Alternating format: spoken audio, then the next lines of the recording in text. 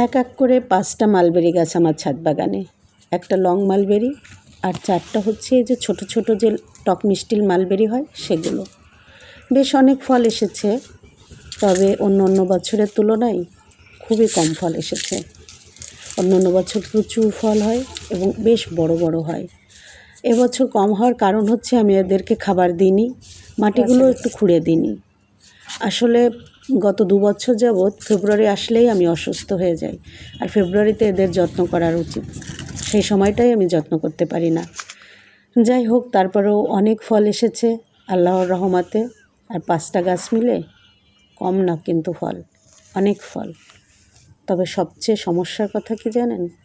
এই কয়েক বছর হলো ওরা সবসময় রোজার সময় পাকে।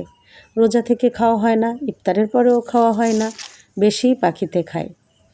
তবে আমার মনে হয় এর পরের বছর হয়তো রোজার শেষের দিকে পাকবে, তারপরের বছর হয়তো রোজার পরে অর্থাৎ ঈদের পরে যেয়ে পাকবে। আপনাদেরকে আমি বলবো, যাদের বাসায় ছোট্ট বাচ্চা আছে তারা অন্তত 2টা মালবেরি গাছ লাগান। একটা মালবেরি গাছে না বাচ্চাদের খেয়ে বা ওরা গাছ থেকে যে নিজেরা তুলে তুলে খাবে, মন ভরবে না। 2টা গাছ লাগালে বেশ ভালো ফল পাবেন। আর 2টা গাছ লাগানোই যায়, এদেরকে যত্ন করতে হয় না, বেশি খাবার দিতে হয় না, এদের রোগবালাই হয় না, পোকামাকড় হয় না। শুধু এক কর্নারে লাগিয়ে রাখলে আর একটু রৌদ্র পেলেই ওরা অনেক অনেক ফল দেয়। আর হচ্ছে এদেরকে কখনো বড় পাত্রে, অনেক বড় মাটিতেও দেওয়া লাগে না। আমি এই যে ক্যারেটে লাগিয়েছি, আপনারা ক্যারেটে বা রঙের বালতিতে বা 20 লিটার পানির যে বোতলগুলো আছে সেগুলোতেও লাগাতে পারেন।